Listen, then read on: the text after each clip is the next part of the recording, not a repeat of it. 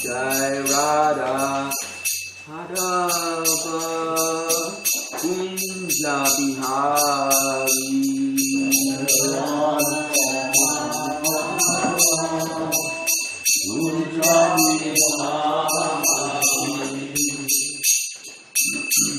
Jai Radha Madhava Kunja Bihari Radha Madhava Kunja Bihari Gopi Jana Balaba Girivardhari Jaya Gopi Jana Balaba Girivardhari Jai Gopi Jana Balaba Girivardhari Jaya Gopi Jana Balaba Girivardhari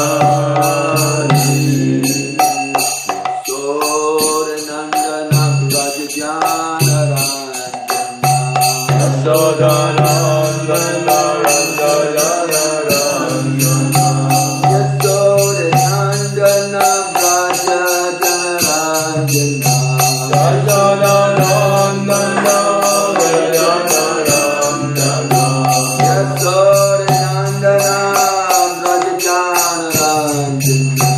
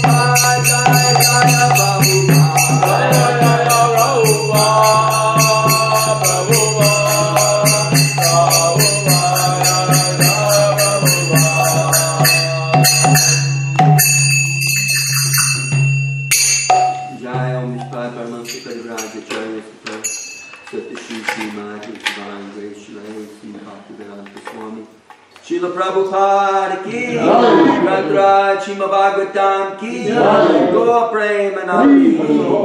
All glory to the assembled devotees. All glory to lotus feet of Shri Guru and Gauranga. All glory to Srila Prabhupada.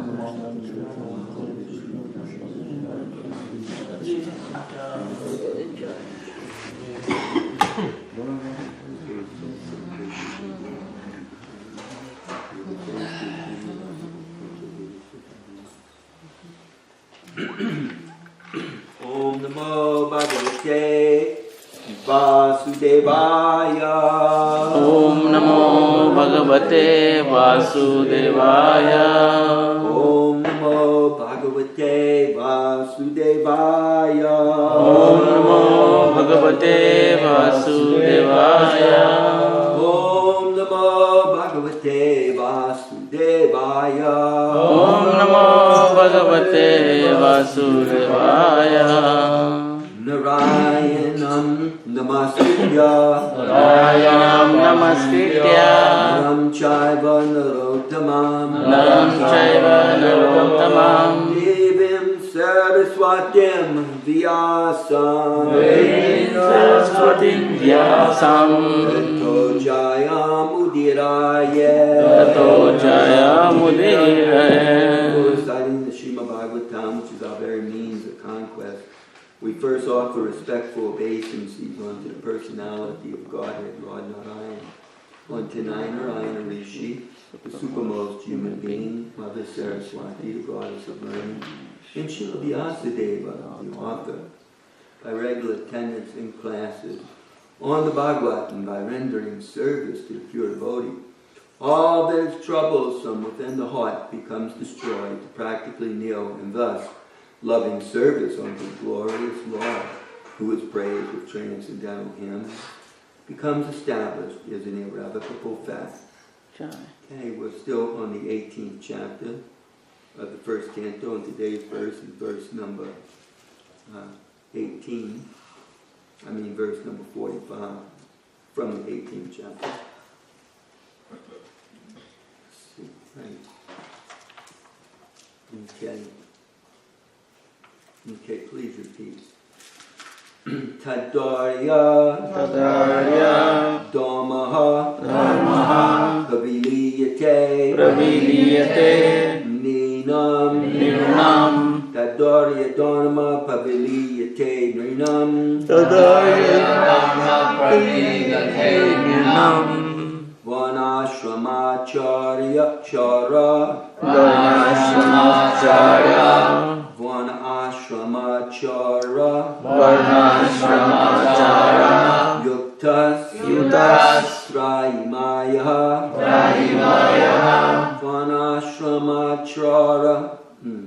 Yuktas Trayimaya Vanashramachara Yuktas Trayimaya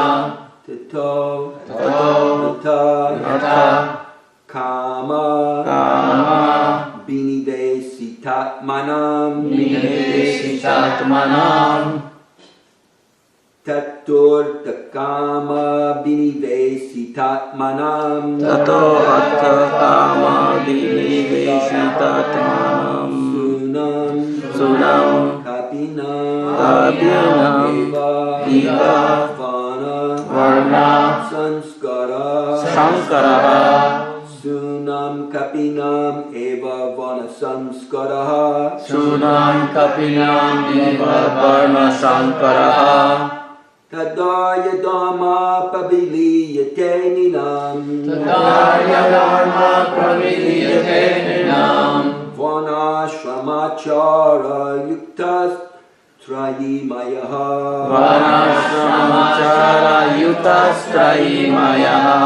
Tato Binidesitatmanam Sunam Kapinam Eva Vana Sanskaraha. Excuse me. Yeah? The last word, is it samskara or sankara? That's Sankara. Sankara. Okay, With dot under the H. Sanskaraha. Sorry about the interruption. Tadaya Dhamma Paviliyate Ninam Vanashramachara Yuktas Trayimaya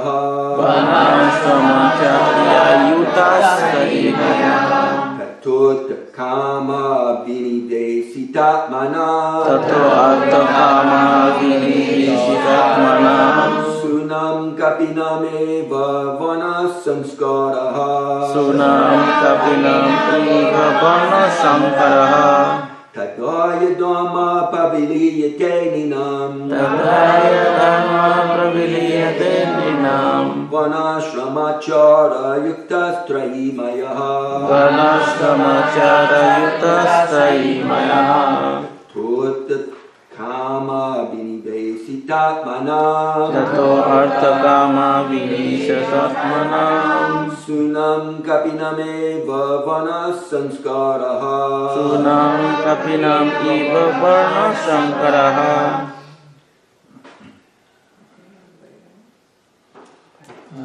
What's the first line of it? The third line. What's the first? That K, is that a K-E or K-A? K-A. K-A, okay.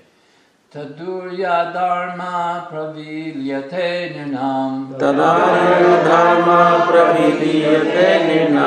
Vanashramaya Yutastrayimaya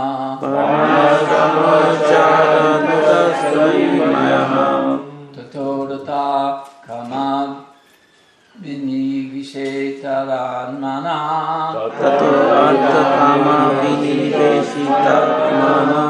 Sunam Kapinam Eva Varna Sankara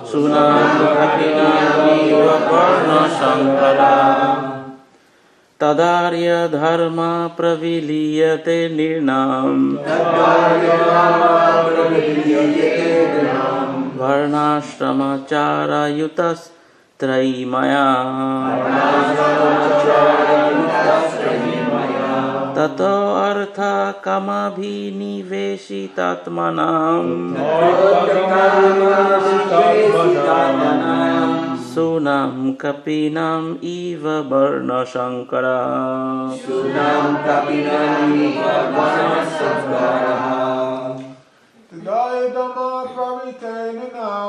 Tadaya Dhamma Praviteninam Vanashramacharayutashrayamaha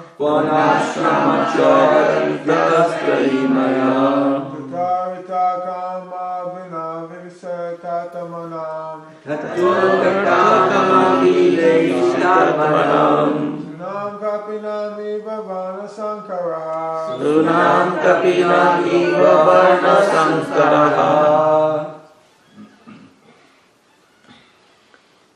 Any ladies want to deal with that? Tadaya Dharma Pravityate Nirnam Tadaya dharma praviliyate nrinam Varnashramachara Yuktasrayimaya Torita Kamabi Vinevistatmanam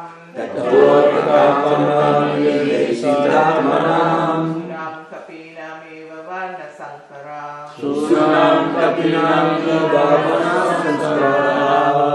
Tadaya Dharma Praviliyate Nrinam Tadaya dharma praviliyate nrinam Varnashramachara Yuthostrayimaya Varnashramacharayutashrayimaya Torta Kama Biniveshitadmana Tatortakamavisitatanam Sunam Kapinam Iva Varnasankara Sunam kapinam iva varnasankara.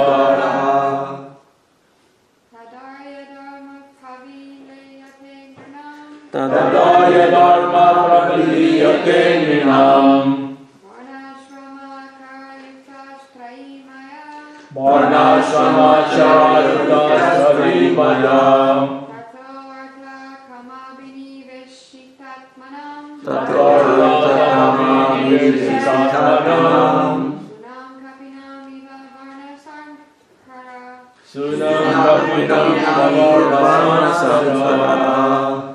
Tadaya Dharma Praviliyate Nrinam Tadaya dharma praviliyate nrinam Varnashramachara Yuthostrayimaya Varnashramacharayutashrayimaya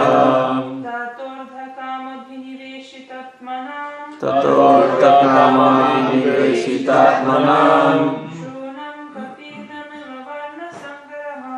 Sunam kapinam iva varnasankara.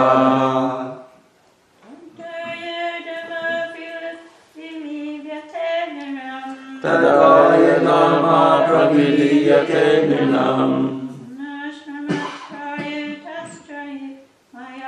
Varnashramacharayutashrayimaya Tatortakamavisitatanam Sunam kapinam iva varnasankara. Anybody else? Okay, word for word. Tada. At that time. At that time, Arya. Progressive progressive civilization, Dharma. Engagement. Praviliyate. Is systematically vanquished. systematically vanquished. Nrinam. Of humankind. Varna. Caste. Ashrama. Orders of society. Achara. Yuktaha. Composed in a good manner. Trayimayaha. In terms of the Vedic injunction. Tata. thereafter. Artha, Artha, economic development. economic development. Kama, abhinivesita, Avinivesita, fully absorbed in sense gratification. fully absorbed in sense gratification. Atmanam, Atmanam, of men. of men. Sunam, Sunam, like dog. like dogs. Kapinam, Kapinam, like monkey. like monkeys. Eva, Eva, thus. thus. Varna, Varna, Sanskaraha, Sankaraha, unwanted population. Hey, translation, please repeat. At that time, the people in general will fall systematically from the path of a progressive civilization in respect to the qualitative engagement of the caste and the orders of society and the Vedic injunction. Thus they will be more attracted to economic development, for sense gratification. And as a result, there will be an unwanted population on the level of dogs and monkeys. Srila Prabhupada's divine purport. Jai Srila Prabhupada. It is foretold herein that in the absence of a monarchical regime, the general mass of people will be an unwanted population like dogs and monkeys. As the monkeys are too sexually inclined, and dogs are shameless in sexual intercourse, the general mass of population born of illegitimate connection will systematically go astray from the Vedic way of good manners and qualitative engagements in the caste and orders of life. The Vedic way of life is the progressive march of the civilization of the Aryans. The Aryans are progressive in Vedic civilization. The Vedic civilization's destination is to go back to Godhead, back home, where there is no birth, no death, no old age, and no disease. The Vedas direct men, or direct everyone, not to remain in the darkness of the material world, but to go towards the light of the spiritual kingdom, far beyond the material sky. The qualitative caste system and the orders of life are scientifically planned by the Lord and his representatives, the great rishis.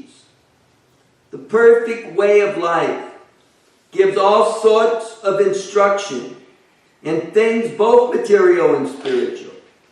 The Vedic way of life does not allow any man to be like monkeys and dogs.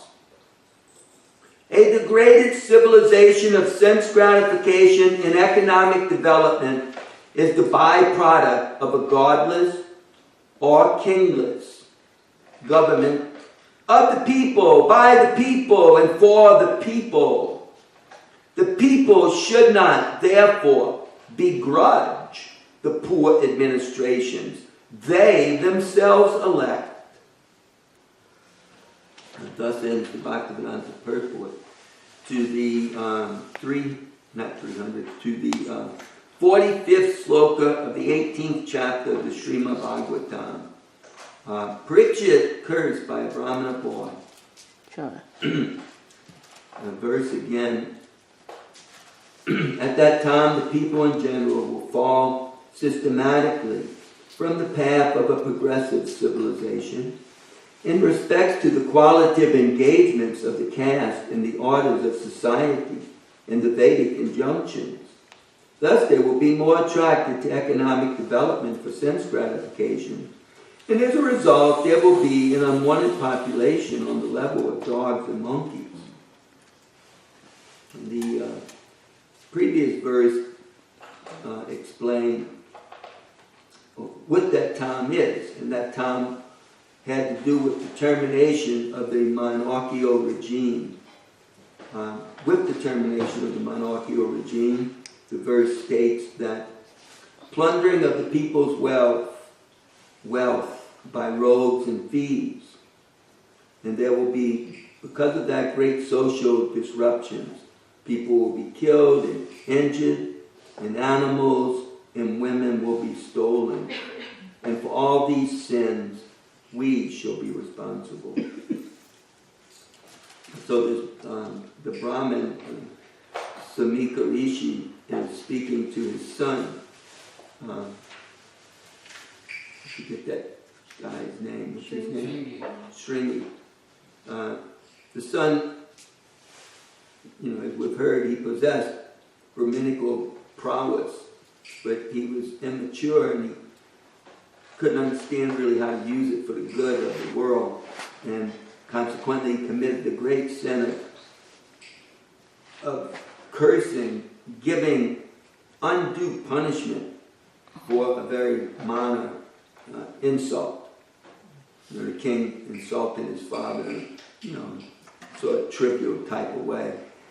And the boy became disturbed, and with his Brahminical prowess, he kills the king, practically speaking. He gives him 7 days to live.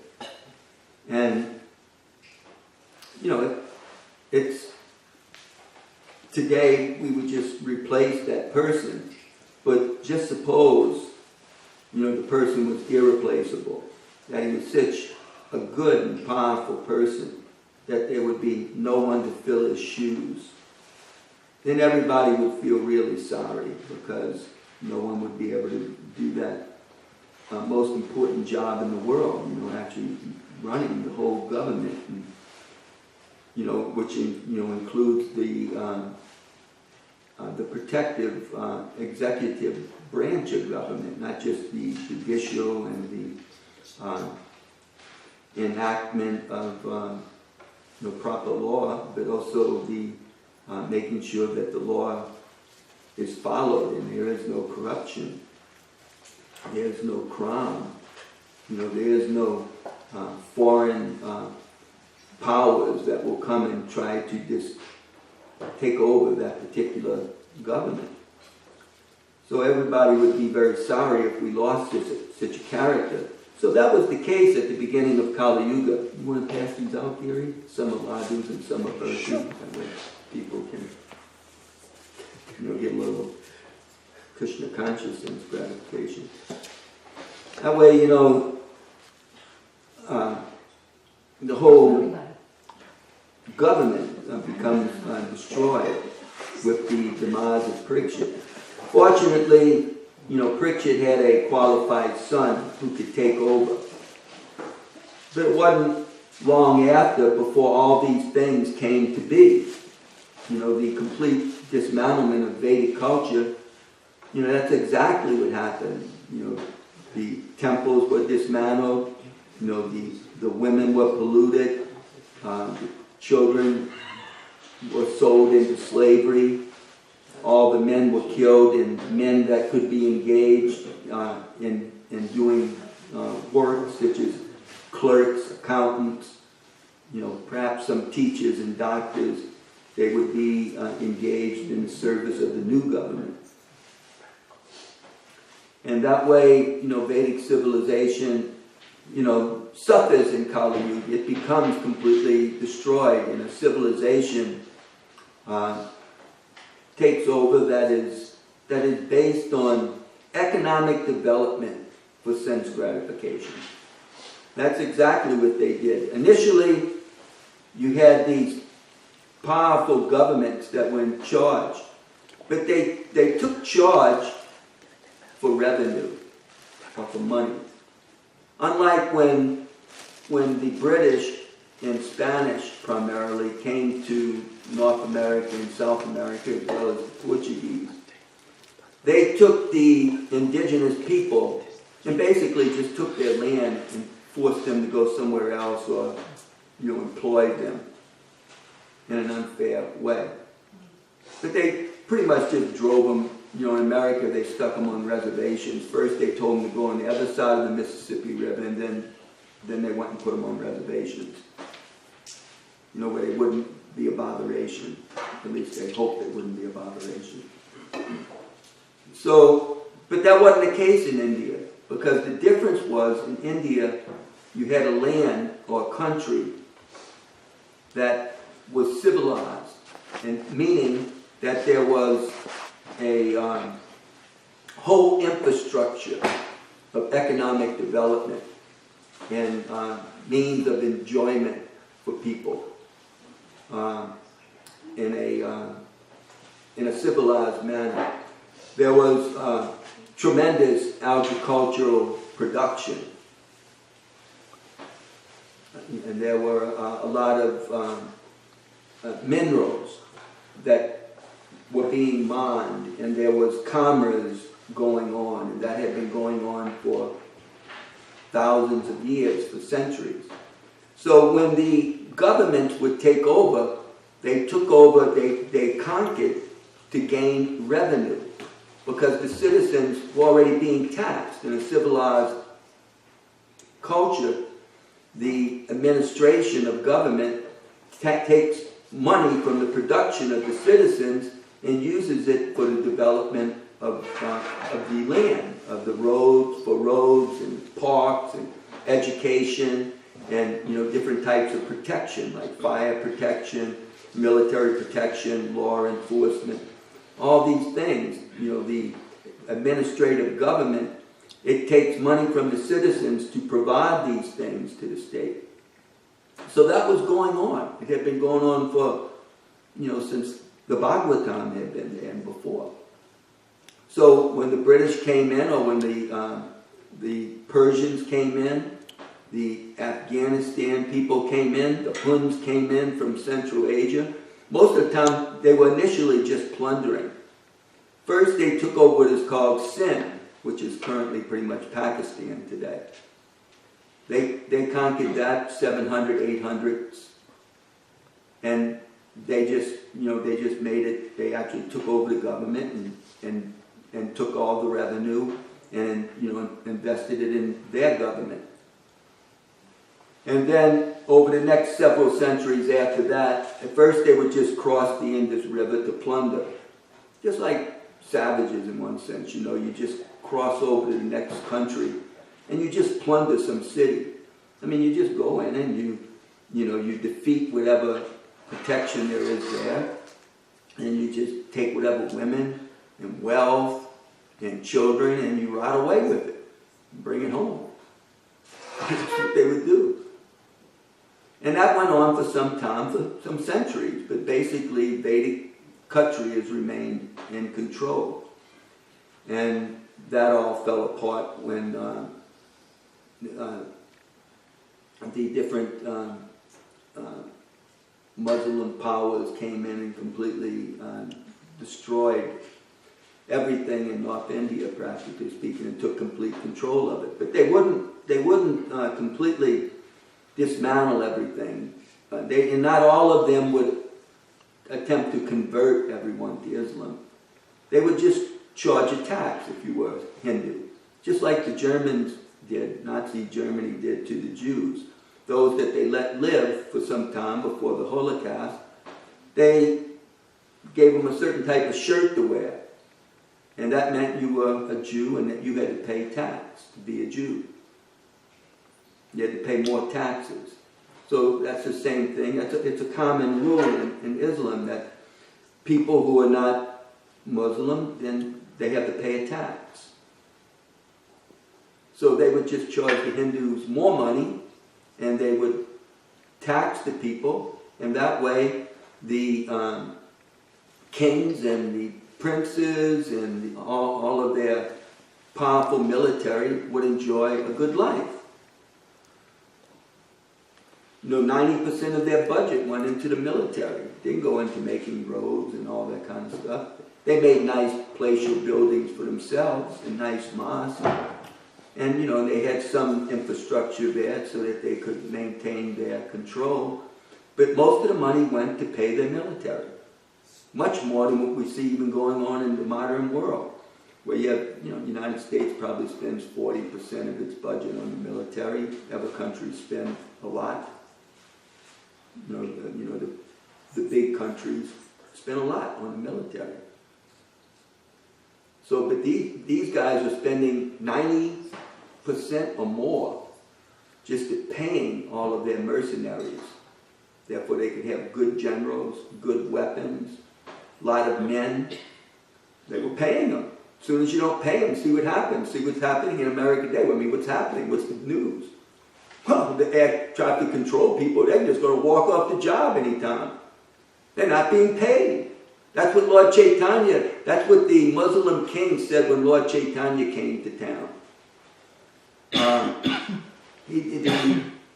He received a report from some of his spies about this mendicant that had come. And one of the spies was a Hindu. And so he didn't want to make trouble for Lord Chaitanya. So he told him, it's just some poor mendicant there. Don't have to worry about this guy. He's nothing special. And the king chastised him. He said, don't you dare call him a poor mendicant. If I didn't pay my people for a month, they would all desert. There would be a revolution.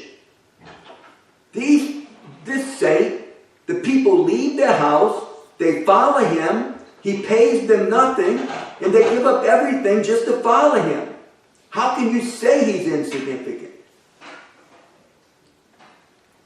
They leave everything behind, and they follow Lord Chaitanya. He's not paying them anything, and they sit there and they just chant with him. They just watch him, and they just take whatever prasad's available. So the king is saying, if I tried to do that, everybody would revolt. It's a material government. It's all based on people getting their sense gratification. That means they have to get a good house to put their family in. They have to get good food and clothing and money to spend. Or they're not going to work for you.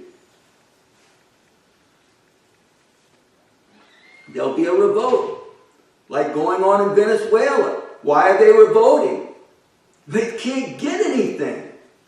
The whole economy is falling apart. So,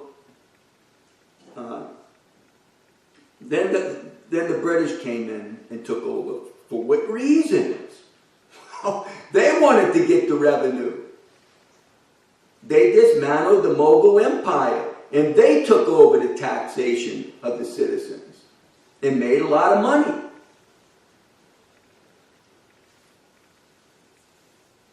So, that's what goes on in Kali Yuga.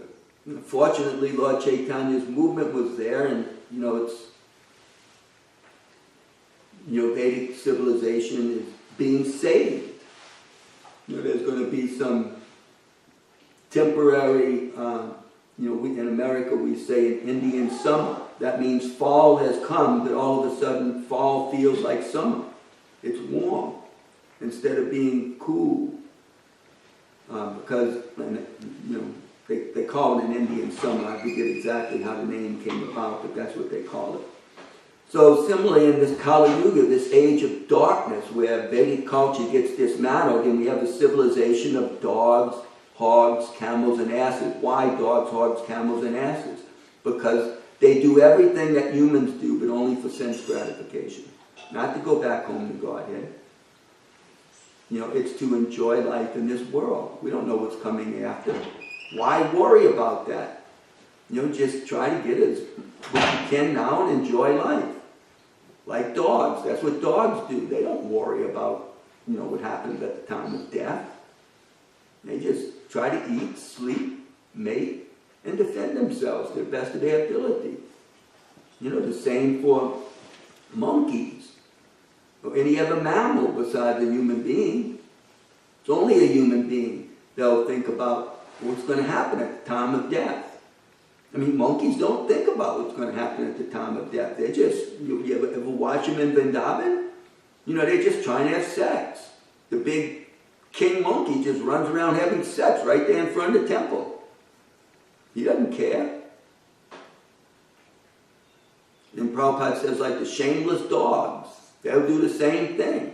They don't care. You know, whatever female's in heat, even if it was their daughter from a previous bunch of puppies. Same thing, you know, that's all they do. You know, eating, mating, sleeping, and defending. So, you know, that's the type of civilization that develops. But in Vedic civilization, or, you know, a civilization based on God consciousness, and, you know, people, they think about these things. You know, what happens at the time of death, what does God want us to do?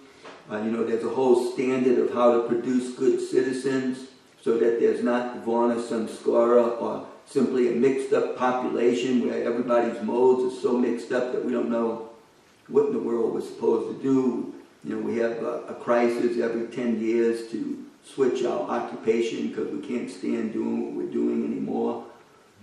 You know? So, you know, it's just a really mixed up civilization because they don't follow any higher principles to create a better mode of life, a pure mode of life. There's no spiritual understanding on that level. But you know, in Vedic culture, we have a whole systematic program to observe. You know, students are supposed to be very disciplined. They're supposed to be celibate. You know, they don't put on all sorts of programs that simply you know, make you sexually inclined. You know, that's they don't watch that kind of stuff in the ashram. They don't read those kind of books. You know, they have the practice being very humble and go out and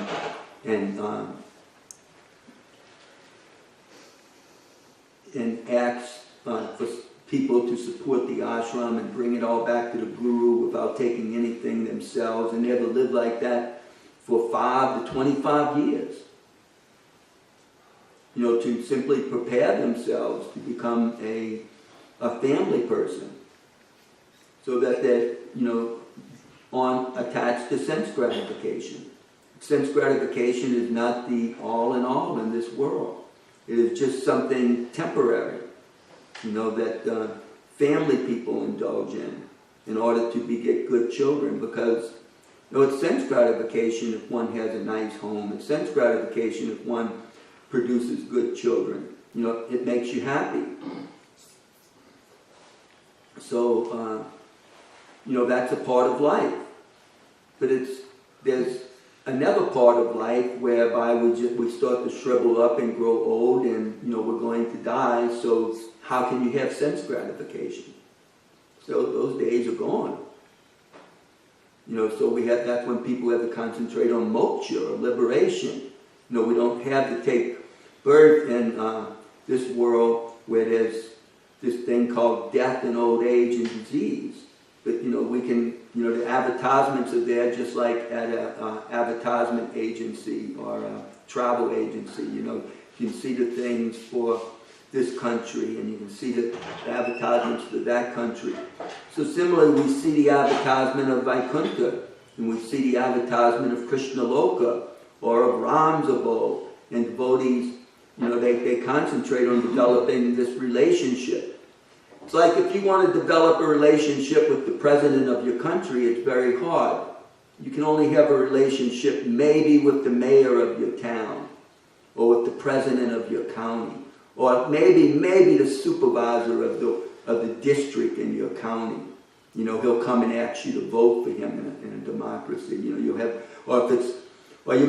you'll certainly have a relationship with the Internal Revenue Service, because they're going to come and ask you for money, and if you don't pay them, then they're going to charge you more. And eventually, if you don't pay them, they're going to arrange for you to go to court and maybe put you in jail. So, we can have relationships with our big government leaders. If we try to have a relationship with some big scholar, then how do you get to see him? I mean, you can write him a letter and ask for some opportunity to talk to him. He may say, well, you can just write me. You don't have to come here.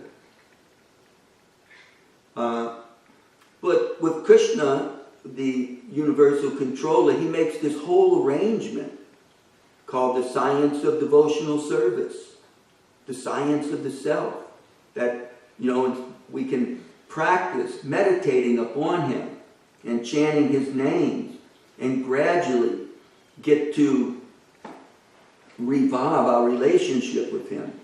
And we can become his devotee and go to his planet where there is no birth, death, old age, and disease. It's not hard. The difficult thing is that when our phones become more important than our beads. And that's because nowadays in the phone, it's like your office is there. So you never get away from the office. You always have nothing but your work on your mind because it's always in your pocket. Whereas before you would lock the door and go home and didn't have to worry about it till you came back the next morning.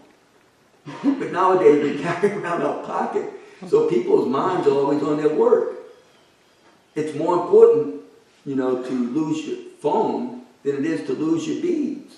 But the beads are the link to Krishna. Now, of course, for a devotee, the phone can also be a link to Krishna because, we may look at kirtans on YouTube or we may hear this lecture. Just from the phone, we can utilize it for those things. But still, the phone isn't going to chant our japa for us.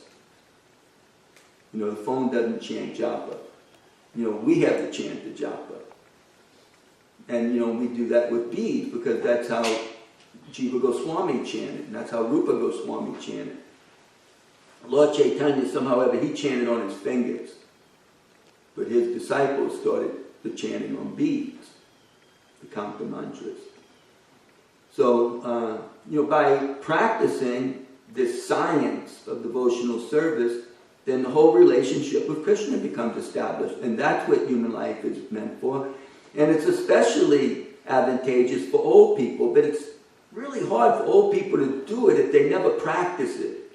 Like, you can imagine some old person trying to play basketball when they never played before. They never played. They would maybe watch it, see it. Now and then they would toss a few balls. But they never really practiced it very much. So then when you're old and you try to do basketball, it can be hard because, if you fall down, it's very dangerous for old people to fall down. Things break easy. Sometimes people have a fall and they never get up again. The nature of old life. Got to be very careful not to fall down when you're old. So it'd be really hard. So you can imagine now trying to sit down and chant and meditate on Krishna when you're old and you've never done that much. So in the Vedic culture, not only would people learn about what you're going to do in life, for economic development, but, you would also learn how to meditate on Krishna. Especially the Brahmins, because, basically they're going to be concerned with the worship of the deity and the performance of rituals and the chanting of the Vedas and the teaching of the Vedas, and then maybe some other things like medicine and, counseling, like that, some psychology and stuff. But, everybody has to learn to meditate on God, and they have to be able to practice that. And when you're a brahmachari or you're a student, and you have that time, and you don't have anything, you're separated from your home, you have to live in the ashram, and you learn very clearly that niyamama, nothing is mine. I'm born into this world with nothing, and when I leave, I can't take anything with me. So as a brahmachari, you learn that because you don't have anything. You just have the clothes you wear. And, if the guru doesn't ask you to come and eat, you don't eat. And you have to go out and work for him, and you can't keep any of the money.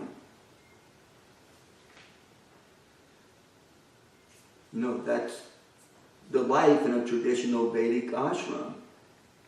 So, that way the student, when they get the chance to meditate, when they have to practice meditation, they take that very seriously.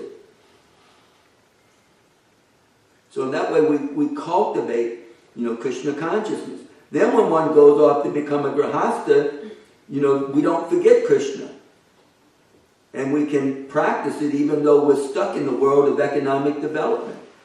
If you don't develop economically as a grihastha, you can't feed your family. But again, that all comes to an end, and people have to retire, although they never retire in our modern world. They retire only when there's enough money in the bank, or they got enough Social Security, and now they can go out and have the things that they normally did on their vacations. They can just do that all the time now. A lot of times, don't you see people, they retire like Talavana. He reaches retirement, and you become so sick you can't do anything. Now you have to deal with disease. That's your retirement, dealing with your disease. Or like Pundarik, can we go down a list of people that never, you reach retirement, and you can't do anything because now your body starts to disappear. It just becomes disease. And you can't, what can you do? But, hopefully be Krishna conscious.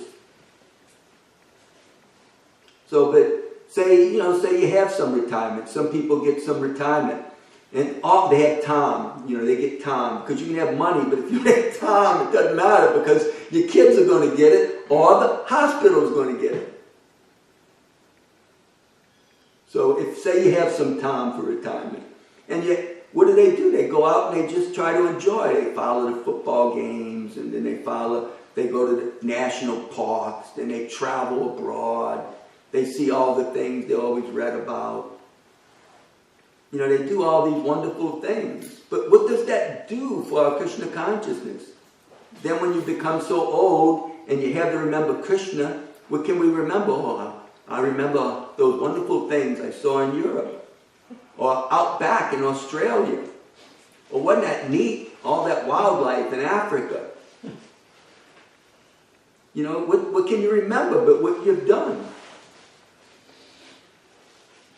So, but devotees' life's not like that. When we practice Krishna consciousness, then it stays on our mind what's important. We may work, but then we understand that, Krishna is the proprietor. We have, besides supporting our own griha, we have to support Krishna's mission. Why would Mother Leelavata bother to come over here and dress the deity? She needs to make money just to try to survive. Why would she bother to come over and take care of the deities if it wasn't on her mind that I can't forget Krishna?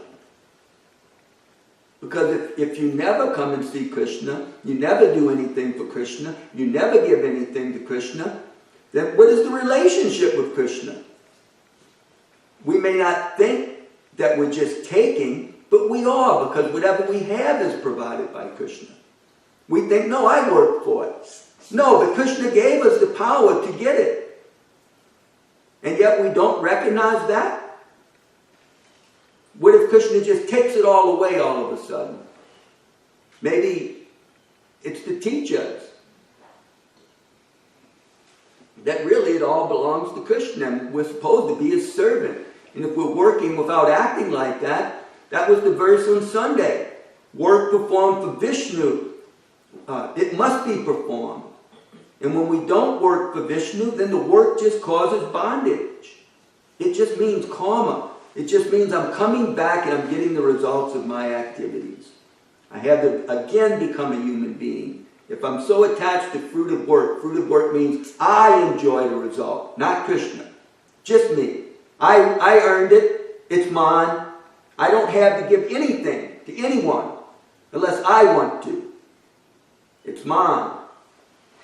And so, with that mentality, that means, Krishna says in the Bhagavad Gita, I had to take birth again on earth with men just like myself.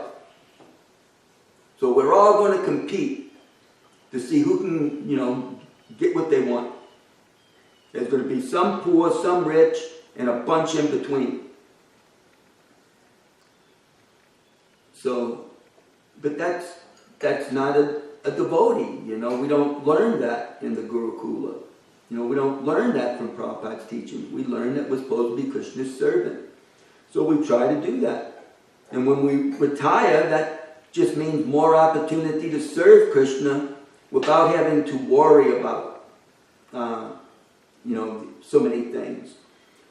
Of course, that may have been in a perfect civilization, like during the time of Parikshit, whereas nowadays it's just not like that. You know, it's very difficult. That's Mother Leelavati. She's having a hard time retiring. You could always retire like Charupa retired. All he did was take the credit cards and the phone and throw it in the lake and walk away. And said, bye. And went to the temple and just worked for the temple. But not everyone can do that. You know, I mean, if too many people did it, the government may come and round them all up, you know. But one guy, out of a bunch of them, he never heard from them again. They kept calling that phone, and it was at the bottom of the lake.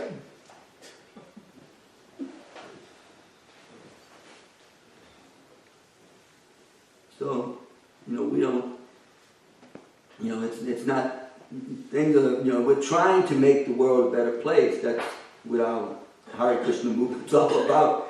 And we're trying to institute Varnashram to some degree, at least with forms and making our own produce and stuff. But you can imagine when we step it up a notch, and all of a sudden, you know, you got people running for government,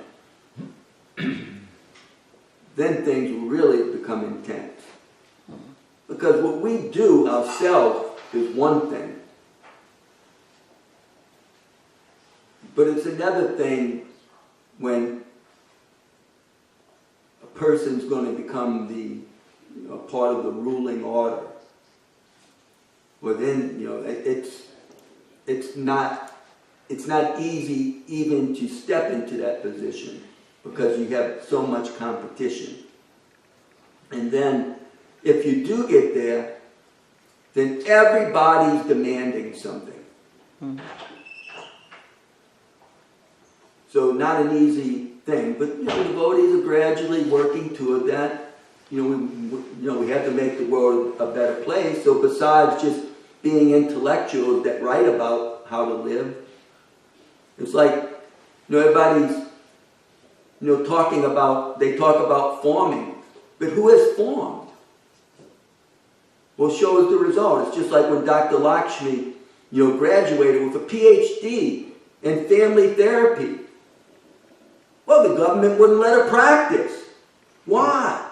She's got the PhD because they say it's just book learning. First you go to work for somebody and show us that you know how to do the job. And after you get so many hours, then we'll give you a license. And so that's what took her so many years before she got a license. It's not easy. When you go to work, you know, as a family therapist, and they put you at the county place, and you have to deal with so many, you know, dysfunctional families and abused children. Some people, it becomes, you know, you can imagine what your nights are like. So it took a lot of years to build up the hours before they gave her a license. So, you know, the proof is in the pudding, you know, what's being produced. That may take time for anybody to show what my learning can produce. And we should expect that there's going to be some reservation. Because there's no practical proof. There's just book knowledge. So this, you know, same with devotees. You know, we can sit here all day long and talk about the ideal of varnashram. But where's the practical demonstration? Didn't somebody give a class recently where they were saying that, you know, that people, they want to see the ideal community. You know, people also learn by seeing. Where is that ideal community? Show it to me. So, we show the place in Hungary. But at the place in Hungary, if you don't want to live on the farm, then you just go to the village and live like everybody else lives. Except, you being Krishna conscious. So there's a whole infrastructure there to deal with it. At New Talavana, if you can't live here and you had to go up and live, there wouldn't be a whole community of devotees, maybe in New Orleans. But at New Orleans, then they don't have the farm unless they come out here. So, how to put all that together, it isn't easy. It's not easy to create an ideal. In America, how many times did people try to create utopian communities? And how many were successful? There is some success. It may not be perfect, but there's some success for just living a basic farming type of life, like the Amish. They've been very successful in the sense that they actually have large communities of people that live off the land. What is their population? It's definitely in the hundreds of thousands. They're dying off because they're intermarried, And But they're still expanding. They're creating new communities. In other places in the country, they go and buy more land because they know only so many can live in one community. Each community can only hold so many people before, it doesn't work anymore. So, they know what that number is. Then they go and buy more land, and some of the children go and do it over there. But there a lot of them are getting this very rare, almost incurable disease. And so they're having to actually do the unthinkable and take shelter of Western doctors. Wow. So just see, even there, which I thought was perhaps our most ideal example, they have problems. But, and also Hungary, they got $1 million from the government because there's a certain thing where you can get people to write down on their taxes where they want what charity they want to donate to, and the devotees were really expert in convincing a lot of people to click the ISKCON farm community. Yeah, we have to give them credit for their success. But America may not be that system, but the system in America is that people can give to us and then declare that on their taxes. People all the time, they write us and they say, I need a tax letter. Even Vedanta Krit, he gets a tax letter from me. He got a tax letter this year for $2,500 for his donations from last year because he can take it off his income tax. So in America, the system's a little bit different. You don't say what you want to give, by noting it on your tax form. You have to give before and then declare it that I gave this much to a non-profit charitable organization. And the government, they want to check out that non-profit taxable, that organization. So, you have to, the organization has to file for that to be, considered bona fide. There are other places like the Mennonites in Tennessee, Lawrenceburg, I think they do a similar, what you're talking about, this agritourism, and then people see their furniture. Those rocking chairs come from Mennonites, not Amish. Oh, really? Yeah, that's really, he got, what's his name, Krishna. He was trained in Tennessee when he lived in Ferrari on how to make those rocking chairs from the Mennonites. And so they come, so that place, they sell their honey, they sell it, and they do well. Yeah, we're going to have to do all that kind of stuff too. We can't. We have to develop more and more and more. So just take people sticking together, and we can develop a really nice community. But it doesn't mean that there's not going to be a bunch of blood, sweat, and tears. A bunch of work, a bunch of conflict, and a bunch of not feeling perfect. But the more we try to stick with it for Krishna, then eventually there'll be some result. Like if the devotees didn't stick with it from when we started, then none of this would be here. It wouldn't be here. It's because people stuck with it that there's something here, but then it has to go on. People have to stick with it despite the challenges, the setbacks, and there's so many setbacks. You wouldn't believe the amount of setbacks.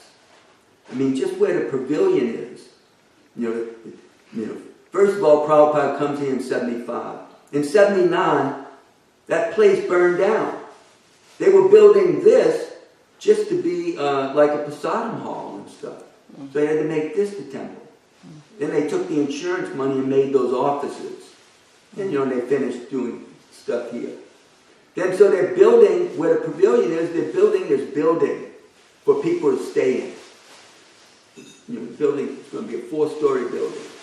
No bathrooms. You had to walk to a bathhouse to use the bathroom. But they're building it, and they get it up 3 stories, and the wind comes and blows it down. They blew it down. And Dave Larici had to knock all the nails out of the boards and stack them up. And then they went and found some devotee in Canada who was a carpenter and wanted something to do down south, and they brought him here. And so he built the building, with a lot of help. And so, but it was all wood. And it took so much maintenance that, you'd fix it, and then again the termites would come. And if you didn't have money to keep up on it, it was like really hard maintaining it. And so we were trying to get insurance, and the insurance guy said, "Man, you'll never get insurance as long as you got that 4-story building there. I mean, look at it. We'd be afraid to insure this place. Somebody could get hurt." And it was being hard to maintain. And we had a advisory board, and the advisory board said, "Better y'all just take that down." And so we found some guy to come here who took it down for free, just so he could have the galvalume on the roof and all the 2x4s and 2x6s that made up the building. I mean, the sheetrock was no good, the insulation was no good, just throw that away. And for the floor, they didn't even use plywood, they used particle board, which is this stuff that just crumbles up when it gets a little damp. So all the guy got was the 10 and the 2x4s and 2x6s. Leela fell through them. A lot of them. Leela fell right through one of the floors. Yeah. Oh, wow. Yeah, so then we asked somebody, we advertised that we want to build a pavilion, and that's when Mr. Modwani came and built it for his dad who just passed away. So I guess his dad, tell him what kind of sins he was suffering from, but because his son built the building on his behalf for the devotees to eat at, he probably got some leniency, don't you think? He probably got a little bit of leniency. I don't know, his son better hope one of his sons do the same thing. They still got the mom there. Maybe they'll do something for the mom when she passes away. She's a little bit more pious, But anyhow, so I mean, just so many struggles. That's the nature of this world. But if we do it as a devotee, then one becomes liberated. But if we don't be a devotee and we just do it for sense enjoyment, like the dogs and the monkeys, then we have to come back. According to our mentality. Maybe we did good. And we come back with a lot of good karma. We get to be the doctor. And, and have a peaceful life, at the university all the time. We don't even have to deal with insurance companies because we're not the guy that does the work. We just teach it. So we get to live on the university, and they pay us $100,000 a year and provide you a house. I mean, some of them get these kind of perks, So one may have a bunch of good karma. But then, what if we just misuse it and maybe we make some mistake, we eat at Burger King. I mean, everybody eats at Burger King. What's wrong with eating that Burger King if you grew up in that kind of society? Nobody knows nothing's wrong with it. I mean, all the Christians eat at Burger King. Most of them. So then what happens if we have to suffer from that karma in our next life? So it's dangerous in this material world. You know, we always have to pay. Not only do we get the good things that we do, but we get the results from the bad things that we do too. So dangerous place. It's always better to be a devotee. And, you know, for a devotee, you know, life is very fortunate. You know, Krishna will help us. Even if we made some mistakes, you know, Krishna is there to help the devotee. Because we're his devotee. If we don't acknowledge him and we're not his devotee, then what can Krishna do? You know, he can try to remind us. He can send some devotee to tell us. But if we just ignore them and we say, no, don't instruct me. You know, I know what I want. Leave me alone. Then, you know, you're left alone. What can Krishna do? If we become a devotee, then Krishna will help. And the most important time to help is when we leave this world and we have the answer for what we've done. Because we all make mistakes, you know. So then, you know, Krishna will help the devotee. All right, it's getting late. You know, I'm going to stop. You know, everybody really has to go take breakfast and try to do what we need to do today, you know. Hare Krishna. Hare Krishna. Thank you very much.